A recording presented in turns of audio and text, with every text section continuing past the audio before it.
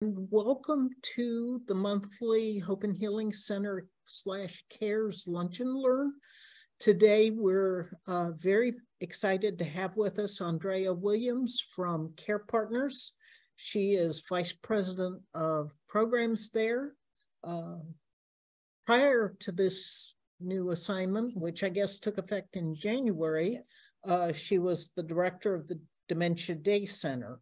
And that is the first, or was the first, Dementia Day Center in Houston, accepting, and the only center at the present time that accepts folks with early to late moderate dementia.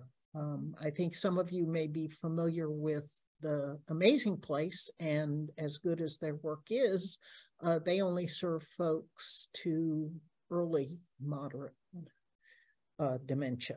She holds a Master of Public Health degree in Health Promotion and Behavioral Sciences from the University of Texas School of Public Health, and she has worked in dementia and caregiver support services for over 10 years.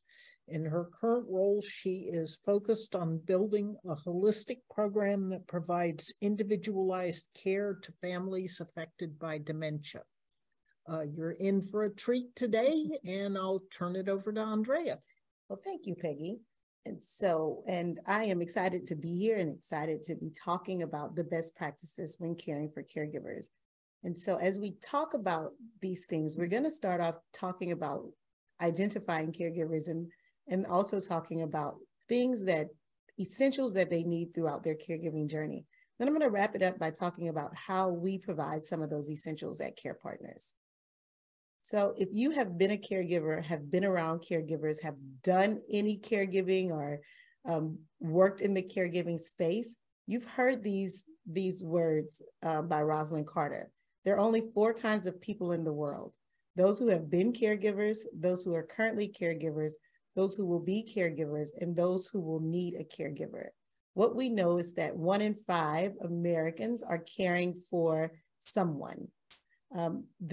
The roles that we do as caregivers, the jobs that we do, we often don't instinctively call them caregiving, right? We call them being a good daughter or being a good spouse or being a good neighbor. But as we think about it, it's very important as caregivers to be able to identify, to self-identify our roles. And we'll talk about why that's important. But for professionals, it's also important for us to be able to help you identify as caregivers, because as you identify as a caregiver, you'll be able to get connected to the resources that you need. So I'd like you to think about, how do you identify caregivers? In whatever role you are in, if you are a caregiver, how do you self-identify a caregiver? If you are a professional, or if you're just a community member, as Rosalind Carter stated, either you will be a caregiver or you will need a caregiver. How do you identify caregiving or a caregiver?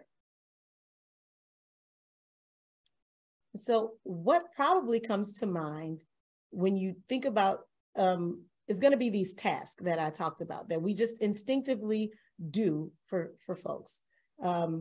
We are helping with groceries. We are providing emotional support. We're validating feelings.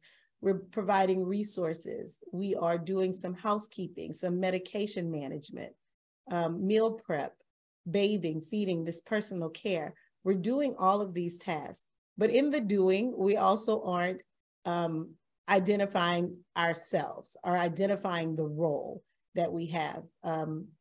In my life, as we grow older, and my friends' parents and my parents are getting older, the thing that has come up many times in our conversations that really didn't dawn on me until, even though I've been doing this work for a while, that didn't dawn on me, probably because of denial, but didn't dawn on me, is that we're all approaching that point where we are providing support. I have a friend in particular who was working out of town, away. She was a long distance caregiver, and she wouldn't call herself that, but her mom is disabled, her dad is retired, and she was supporting the family financially. She was supporting her dad in his decision-making. And when she was in town, she was actually providing support to her mom. And as time progressed and her mom's condition worsened, she actually moved in with them to provide that support, to that hands-on support. Even if I asked her today, she would just identify herself as being a good daughter. But as we think about, are you a caregiver? We have these quizzes exist everywhere on the internet. You can find them, the AARP, Family Caregiver Alliance, and they all ask these questions. Do you currently provide assistance to a loved one with cleaning or keeping up with the yard or the laundry? Do you regularly cook or provide meals? Again, do you provide personal care? Do you take them to the doctor? Do you help them run errands? Again, all tasks that we assign just as being good humans, right? Stepping in and doing what needs to be done. But the question that I would tell my friend, ask my friend, and the question that I think caregivers need to ask themselves to self-identify, and we as professionals ask people, is now imagine if you removed yourself from that situation. Imagine you weren't around. Will that person be able to thrive without your existence or your assistance? Notice I said thrive and not just survive. Would they be able to thrive? Or would they be able to find someone else to assist them with these things? And if the answer to that question is no, then you are a caregiver. And so that means that at that point, you can name the thing, right? You can name your role as caregiving. You can name yourself as a caregiver. And that will provide some shifts in as a caregiver. It provides some shifts in your own mind, but for professionals, it also provides a shift in how we provide support to you. So naming the thing is important. And why is it important? It's important because you're able to get the right support at the right time, right? So you can get connected to the resources that you need because now you've identified what your needs are in this new role. No, I'm not just a daughter. I am now an individual who is caring for my mother, and I need these things to ensure that I'm able to continue to assist her and that I can remain care for myself or maintain care for myself. It's better health outcomes. It's going to be better health outcomes for you because you can say to your physician, I am now caring for my mom. So that cues them into paying attention to what is needed. And it's better health outcomes for the caregiver. Is going to be better health outcomes for the care receiver. We know that 2/3 of caregivers are not taking care of themselves as they are providing care for their loved ones. And while that's a noble thing, that whole analogy with putting your own oxygen mask on first, we say that for a reason. It's because it's very important because your health outcomes matter. The other thing is better understanding of your roles and and abilities. So what we know about dementia is that 40% of the time of the diagnosis or in the course of the disease is spent in the severe stages of the disease. So identifying as a caregiver of someone with dementia helps you to identify how long you're going to be doing this. And then you get an understanding of your role and what is required of you in that role, and then your ability to caregive for the long haul. So asking yourself those questions and answering those things and getting the support that you need are important. So then we get to the caregiver's journey. And so as we think about the caregiver's journey, it's important for caregivers to understand that yes, the journey is dependent on the diagnosis and the prognosis of the person that you're caring for, because again, for a chronic disease, you start to see progressive disease like dementia, there are going to be these changes that occur, and then you are responding to those changes. Your needs are going to change, the care receivers or your care partners' needs are going to change based on those things. But also on this journey is going to depend all the variables that make up your life. So if you're still employed, are you retired? Do you live in the same city? What are your health needs? What are your financial needs?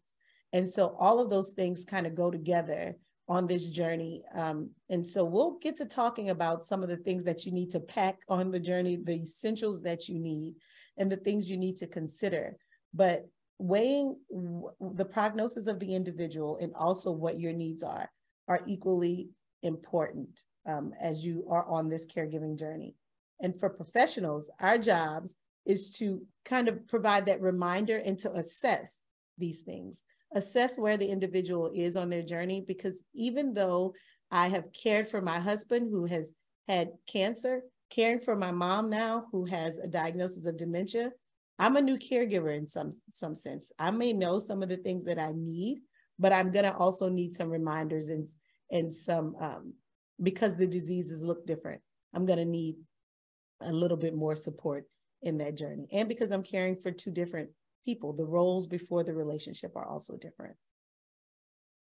So the essentials that we need to think about are going to be the health and safety of both the individual and the person that you're caring for and yourself as a caregiver.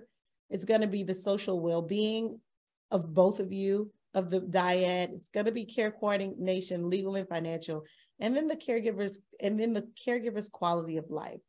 When oftentimes as professionals, we're caring for the person, and we often forget that holistic care that involves caring for the caregiver and providing them with the things they need for a better quality of life. So in thinking about health and safety, what are the best practices for addressing health and safety? For the care recipient, for the person, your loved one, you're thinking about identifying the safety concerns. Someone's diagnosed with dementia, what is the best practices for their safety concerns at different points of the journey? Initially, maybe our safety is making sure balancing their independence with them being able to, their transportation. So no, we don't want mom to drive anymore, but how do we balance her independence and do that safely? What are the solutions for safety needs? No, she cannot drive, but so what are the resources? I can drive her around, or we can maybe utilize some ride share. What are the things that we can do? And then considering your health needs as a caregiver, understanding if we take a situation where you're caring for your loved one who has had a hip fracture, and you also have to manage your medications and you have to manage your diet because of maybe you have diabetes. And how do you manage those things while considering their health needs and yours? So making sure you're thinking about those things. And finally, identifying solutions to create ease and efficiencies in your duties. So would a MedMinder help mom? Would an alarm on her medications help her get her medications? Is it ride share? That's a good solution. For my household, is a meal prep service what we need so that we can all stay on track with our health needs? The next, of course, is legal and financial, and it's going to involve the essentials of estate planning, and that is identifying what those needs are for your family, being aware of the care receiver's benefits, their finances, knowing those things. And as professionals, how do we help people identify these things? How do we connect them to attorneys? How do we get them the legal and financial information they need? Identifying what costs are going to be incurred across the journey. And then knowledge of your employee rights if you're working. So contacting EAP, talking to your supervisor, sharing that information helps you to set up yourself for success and understanding what is needed from your employer. Do I need to take FMLA to care for my loved one? Is my job safe if I do that? So really talking it through, talking to your HR, professionals referring to HR, referring to the emergency assistance programs so that the support that is needed is there. And then we have the social well-being of everyone involved. And we have that wonderful thing called managing family dynamics, which I don't know if managing is the right word because I don't think it's ever managed very well. But being mindful of what those family dynamics are, being able to build your toolbox with communication tools, and being able to identify where your sources of support are going to be and where your sources of strain are going to be, and weighing those two things out.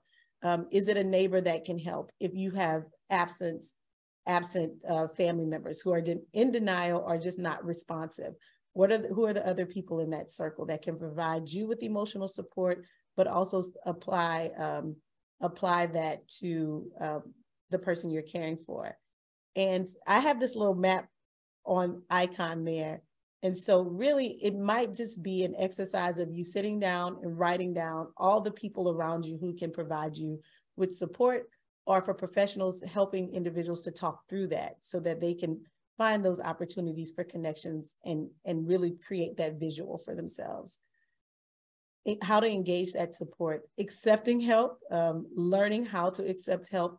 But again, it goes back to you being able to identify what help it is that you need. And so talking through that with professionals, or thinking through it with yourself and your support system, it helps. Knowledge of those community resources and connection to your life, your hobbies, your relationships, and not losing that connection. And I know that is much easier said than done, but it's prioritized in little bits. So if what you enjoy doing is quilting and you can't do a whole quilt, maybe we start with the square. Just really thinking about what makes sense for you in your role on the journey. So when we think about the caregiver quality of life, that is really a strong focus on your physical and mental health. So prioritizing those things, talking through those things, finding the resources that are needed, and making sure that you understand what it takes to fill your cup before you start to do your caregiving journey, or as you're on your caregiving journey. Seeking out emotional support and validation through whatever avenue works for you, making sure you're mindful of resources that allow you to take that break from caregiving and that time to focus on your other obligations, like work, like parenting, and all the other variables that are present in your caregiving. And finally, we think about care coordination, and that's where we as professionals come in and think about and assist you by educating you on the disease process. What's the prognosis? What's the next steps? Talking through with social workers and talking through with physicians and understanding what support you're going to need at what level of, or what stage of the disease, or at what point of the process.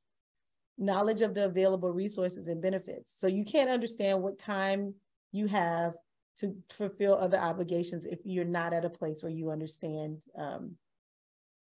what resources are available for you to do that and how you get connected to those resources. Selecting the appropriate services. So is home health more appropriate for us, or a home companion program more appropriate than adult day? Is placement the best option? And understanding those long-term options, term care options, and making sure that they are a fit for you and your family, because these things are not one size fit all, and they involve assessment and understanding of the situation. And so as you are thinking about these best practices, as you are thinking about the caregiving journey, understanding that there's a whole bunch of essentials that you have to think about for yourself to ensure that the journey for your loved one is traveled well, so as best that it can. And the same with identifying yourself. So you don't know what tools you need, you don't know what essentials you need if you're not self-identifying, or if you have not been identified as a caregiver. So as we think about those things, I'd like to take some time to share with you the things that CarePartners does to help on that journey. And so our mission at CarePartners is to provide care, education, and support to older adults, including those with dementia and their family caregivers. And we do that through a number of ways that we will talk about in a minute after I tell you about our history. So CarePartners has a long history of responding to the needs of Houston. We were founded over 3 decades ago in 1985 as a volunteer caregiving organization in response to the AIDS epidemic. And so the first care team was formed where community members came around to provide support and care to individuals and families affected by AIDS. As individuals started to live longer and healthier with AIDS, our board decided that it was time to shift focus to the next epidemic, which is going to be dementia and their caregivers and older adults. And so as that program or those programs begin to evolve and we begin to care through our Gathering Place and other programs, caring for individuals with dementia and their caregivers and older adults, we answered yet another call when the Dementia Day Center, Baker Ripley decided to close the Dementia Day Center in 2021. So understanding that the resources available at the Dementia Day Center are not offered anywhere else in Houston and what a large gap it would create, the board again and CarePartners again decided to step up and respond to the needs of the community by adopting the Dementia Day Center. The adoption of the Dementia Day Center helped us to build this community of care where we're able to go with caregivers along their journey from the very beginning through education and support, and then also all the way to the more intensive support and care that they can receive at the Dementia Day Center. Our caregiver support starts with the main point, like we talked about earlier, having the tools and understanding of what the prognosis is, what are the resources out there. That starts with our caregiver education. And we offer workshops and full day, half day conferences, corporate lunch and learns, just information all over the Houston area so that individuals are able to connect and understand how to take better care of themselves and their loved ones. We also offer support groups. And so there's big value in support groups. So I can sit here and tell you all the things about what's the best practices for caring for a caregiver. But the people who really know are the people who have been caregivers and who walk in those shoes. And so we have support groups all over Houston, again, over 15 support groups. We also have 2 virtual support groups, a grief support group, and then just a general support group that meets every week. And so in these support groups, families are able to connect. They're able to talk directly about self-care. They're able to provide very practical support to each other along the journey. And one of my favorite stories was a gentleman who was caring for his mom, and he was not in the support group. She was at the end of her life. He sent a message out to the support group, letting them know that his mom was in hospice and at the end of her life, and her passing was imminent. And he walked out of the hospice room and was able, and there sitting at the nurse's station was a goodie bag that one of the caregivers from the support group had dropped over for him. So just being able to have people in that support system, in his reach, to be able to just give those mindful touches to him was very important. And so we get stories like this all the time. And that's the beauty of support groups and being able to have that human connection with people who are walking the same journey or have walked where you walk. And the final piece to our caregiver support services is our care consultation. And this is one-on-one ongoing consultation with a licensed social worker that handles everything from resource and care coordination all the way to just emotional support and validation. And so this program that provides care planning and coaching and also reminders and just a listening ear has been, for many caregivers, very, very helpful. It allows them to be heard, but it allows them to also get some much needed resources and support. Our next program is our Second Family program, and that is for individuals who are homebound.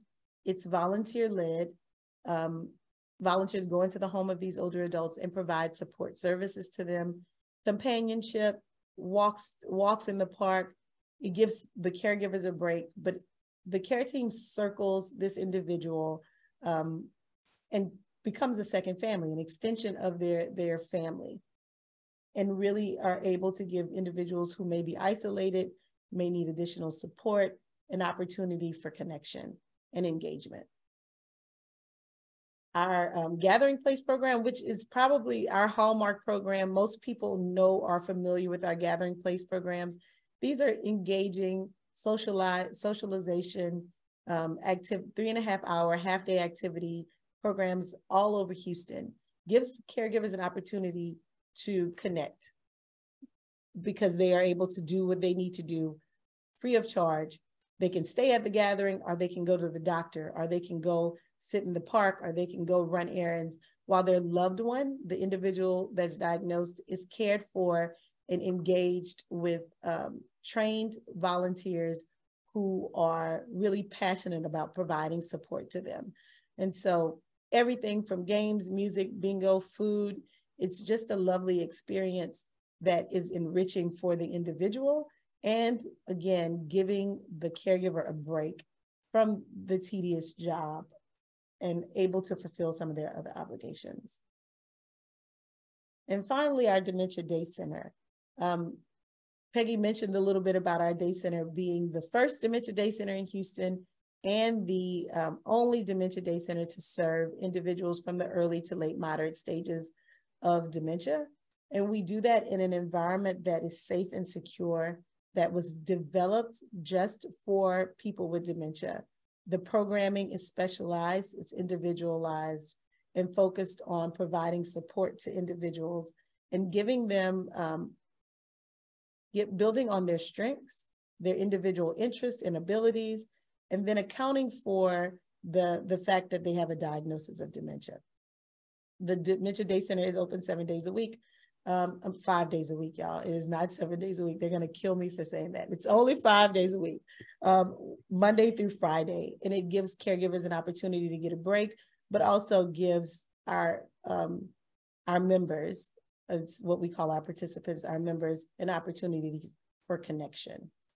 And so I am going to wrap up with our contact information. If you're interested in enrolling in any of these programs, you can go to info@carepartnerstexas.org or use our website, which is www.carepartnerstexas.org, or give us a call and we can talk to you about the eligibility and getting signed up for the program.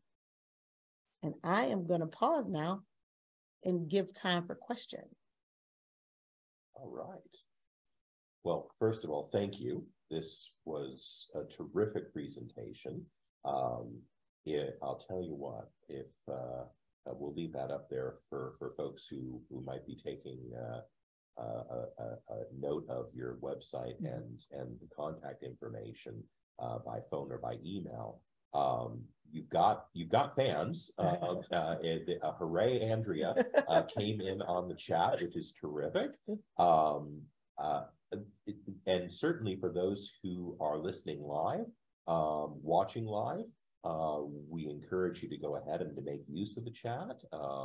Or if you'd like to unmute yourself and ask a question, you're certainly welcome to do that as well. For those of you who are watching this recording, hopefully questions that have been generated can be sent to the email address or by telephone and responded to by members of CarePartners staff.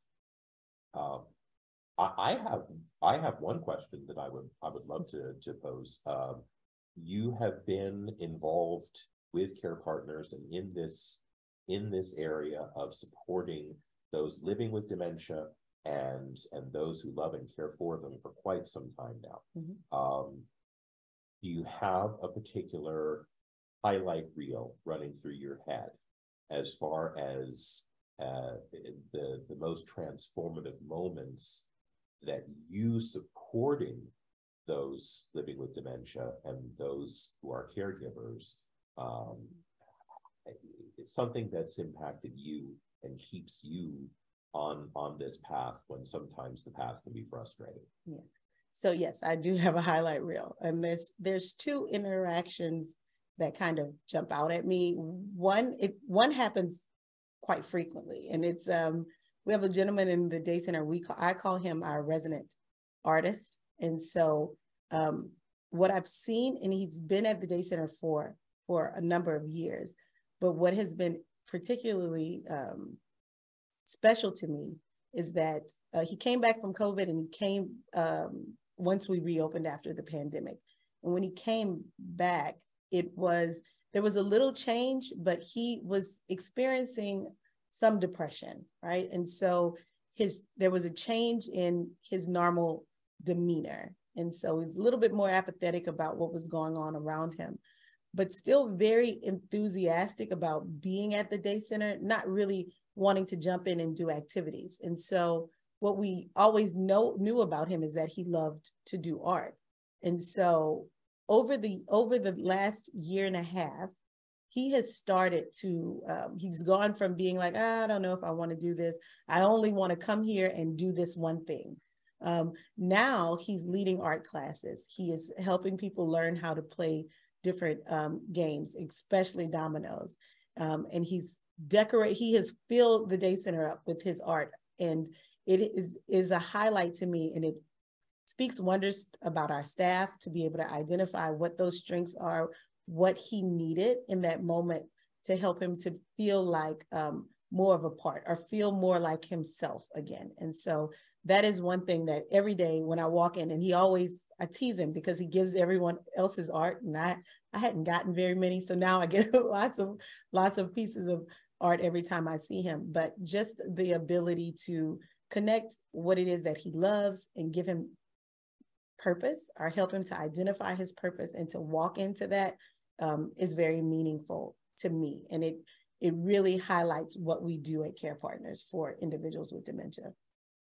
The other is going to be my interaction with a caregiver who was having a particularly rough day.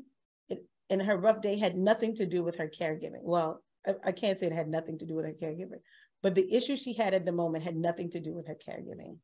And so she came in and she walked into our caregiver resource room, which is a nice room where caregivers can go have coffee or just take a breath or meet with people or handle whatever issues they need to handle before they go back out into the world or before they pick their loved one up. And she was sitting in the resource room and she was visibly upset. And so I went in and I just sat with her, and she talked and talked for about 30 minutes and cried. It wasn't much for me to add, but at the end of that interaction with her, I asked her for a hug. We hugged. She went on about her day. And then months later, like I had totally forgotten about it. And she was very grateful for the opportunity to just feel heard, because the situation was she hadn't felt heard. And she was upset about people not hearing what she needed. And so it was a constant reminder to me, someone who, in my position, I talk a lot, to listen, to slow down and listen, but also the value of, again, what we are able to provide people, that safe place to be heard, to be felt, and to just give them an opportunity to connect with people and be seen as not just a caregiver, but as a human. And so those are the two moments, or two things that stick out to me the most. I appreciate you sharing that. And I think it highlights not just how impactful empowering people living with dementia can be. In the case, the illustration you used is beautiful, no pun intended, because like the focus is on art, but identifying a strength and flowing and leaning into that strength, as a form of empowerment, of championing autonomy and dignity, and at the same time championing the autonomy and dignity of a caregiver who, just like that person living with dementia, may sometimes feel invisible. Which leads me to the point of where many organizations are very good at entry. I'm curious to know how you focus on supporting the individual living with dementia and their caregiver when they reach the point where it's appropriate to exit, and how you prepare them for that next stage of their journey, understanding you may not be directly involved in that part of the journey. What does the handoff look like for you? So in all of what we do, when it's time at that point in the journey where it's time for caregivers and the individual with dementia to access other resources, what we are often doing throughout the whole step of the process is that we get individuals involved with our caregiver support department immediately, so that they know where those resources are. And so despite their disenrollment from the day center or no longer being appropriate for our gathering place programs, they're able to still have that connection with our caregiver support specialist because she provides that ongoing support for them. So we're able to keep up with folks that way. So we know where they are, we know what they need, and are able to reach out and to understand how we can help through the caregiver support department. And so that's typically how we stay connected. Some of our caregivers never leave as far as support groups are concerned. They kind of stick around and they are able to provide support to other caregivers. And so again, that's helping them to empower others and then still have some purpose for themselves as well. I think it's great to hear, and I think it's also important to share out loud because so many support groups, and I'm glad to hear that yours is counted among those numbers, will continue to be available for a person after the proximate need that brought them to that support group evolves. Yeah. And it could evolve, like you just said, because their loved one is no longer appropriate for a day program, but needs something either by aging in place, by entering a long-term care facility, which involves a different set of partners to help navigate. They're still connected because of the social bonds that were forged in on the caregiver support level itself. And I have found we happen to have a general caregiver support that is active right now here at the Hope and Healing Center and Institute. And one of the gentlemen who was in that general caregiver support group, his wife, who he had lovingly taken care of for over a decade, passed away about a month ago. And there was no question that his presence would remain welcome in that caregiver support group for as long as he needed, even as he was also resourced for the type of individual, and perhaps if he found value in it, peer support grief groups that would perhaps be something to accompany him on his journey after his wife's death. I love the fact that there's a level of consistency that's there, that we always talk about continuity of care from a clinical standpoint, but I see it manifesting, and I'm grateful for that, on a holistic level as well. So wonderful that continues to be the case.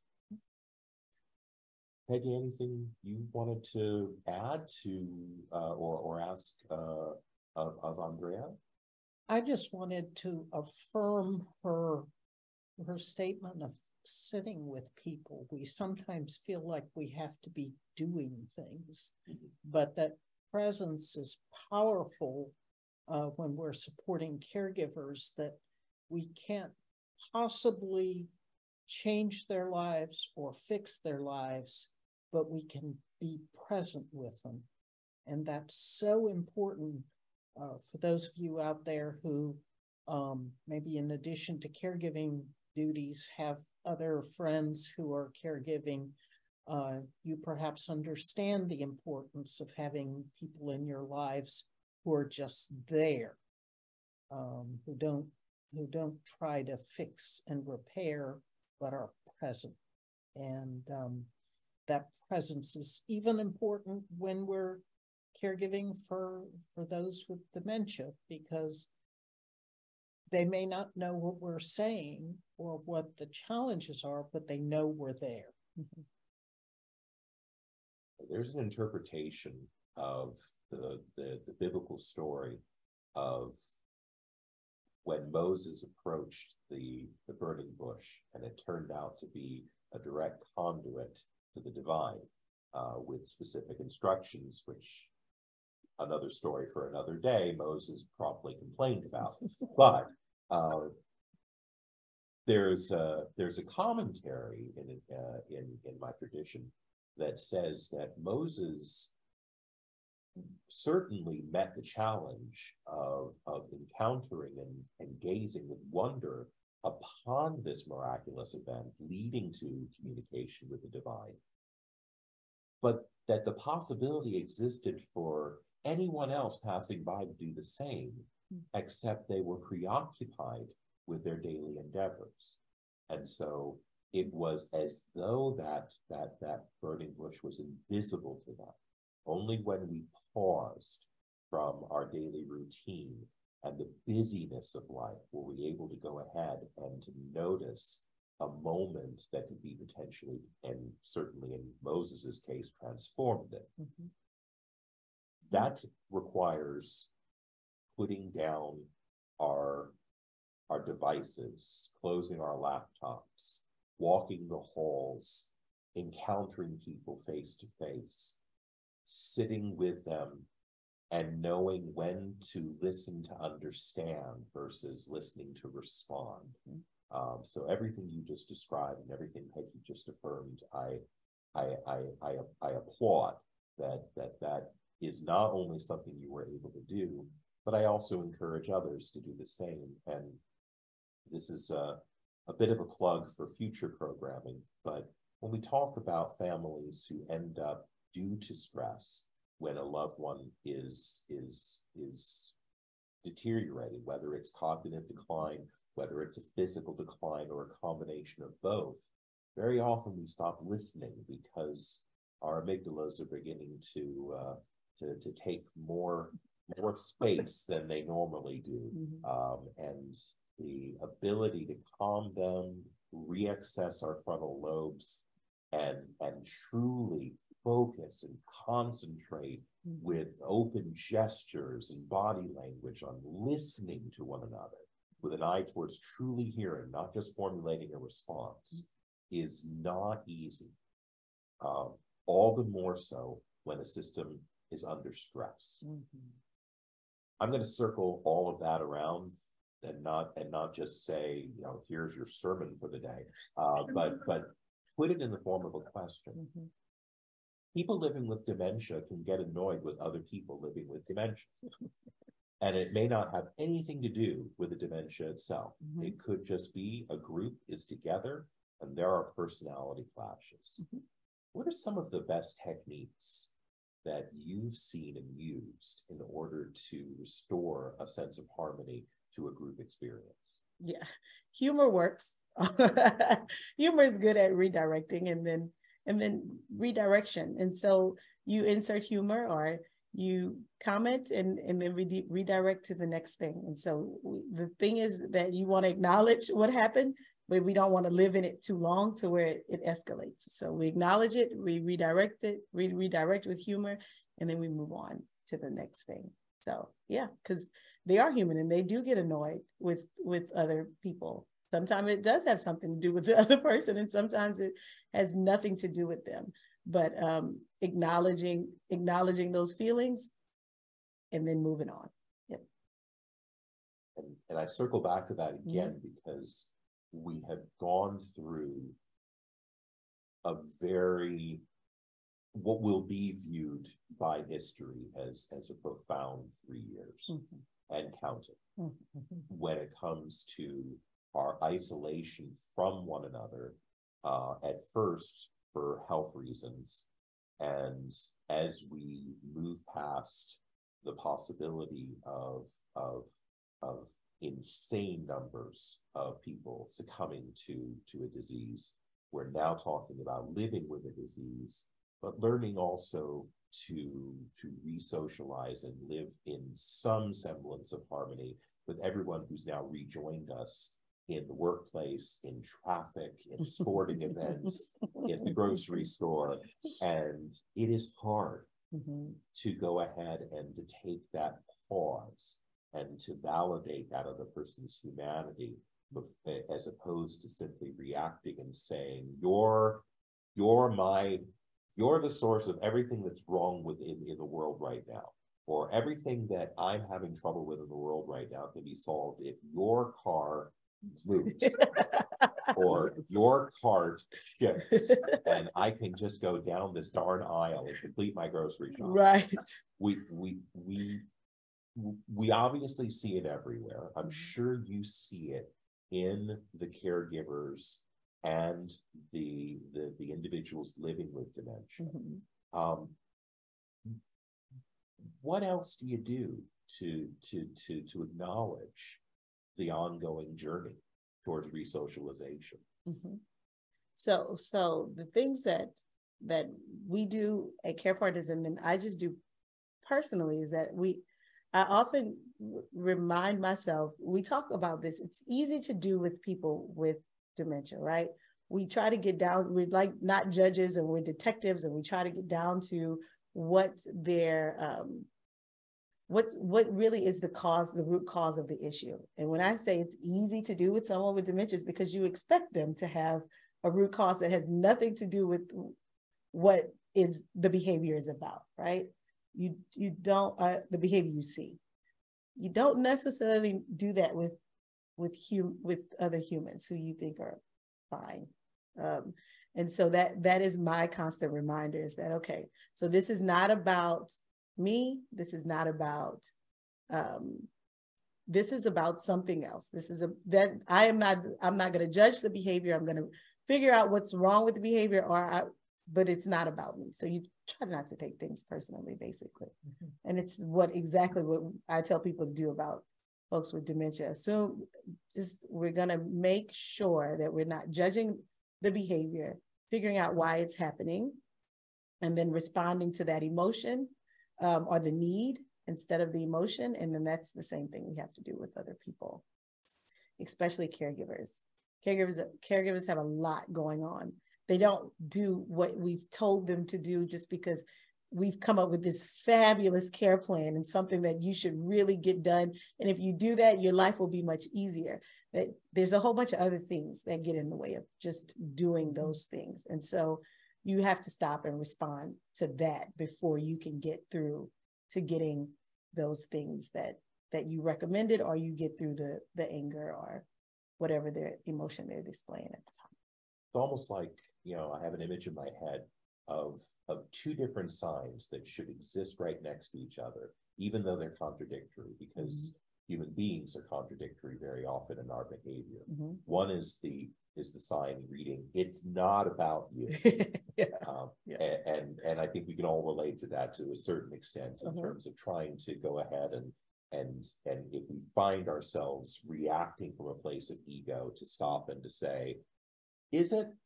Or, is what's going on so important that you're going to remember it a decade from now? Or is it a fleeting moment that you happen to be having an emotional reaction to? Mm-hmm. But the other sign that I think belongs right next to it is, have I truly seen and heard you? Mm-hmm. And it sounds like both of those are used throughout the day. Yeah. I think there is something fascinating about the fact that in some ways it can be easier to use those tools with people living with a cognitive decline. But when we're talking about the people who care for them, or just the people we encounter randomly once the day is done for us and we head to our respective homes, I often wonder what it would be like if we all had those just sort of scrolling on a heads-up display as we were in the car. Yeah. Well, we are close to the end of today's Lunch and Learn hour. I want to give folks who are listening, if there's any other questions or comments that you would like to throw into the chat, we're certainly happy to do so. And while you're thinking of those, if you're thinking of those, I want to go ahead and just offer a sincere thank you, Andrea, for your words of wisdom, but also sharing your life experience with us. I think there's some really good takeaways, not just from your presentation, but from those experiences as well. And you got affirmation. Great presentation, Andrea. And I think we all benefited a great deal from your sharing today. Thank you. Thank you all for having me. Now, just a reminder to everyone, the Lunch and Learn season here at the Hope and Healing Center and Institute runs from September through June. So we have one more Lunch and Learn for this particular season. The third Thursday in June, we will go ahead and we will have our final session. You can sign up for that by going to our website, hhci.org, And feel free, once you're at our homepage, to click on the Events tab, which will give you a full calendar of events, which you can access on a month-by-month level, just by clicking on a few buttons there. And feel free to register early and often for anything that we are offering. We won't be going away for the summer, but we will be going ahead and shifting up our programming a little. And so take a look at our summer calendar as well. We've got some book club sessions that are coming along. We will continue to have other types of educational programming coming through our Gateway to Hope program, our clinical services, and we are grateful that you've taken the time to be with us here. And on behalf of Peggy Dettermeyer and myself, thank you for being a part of CARES this afternoon. Have a wonderful rest of the week and a good weekend, everyone.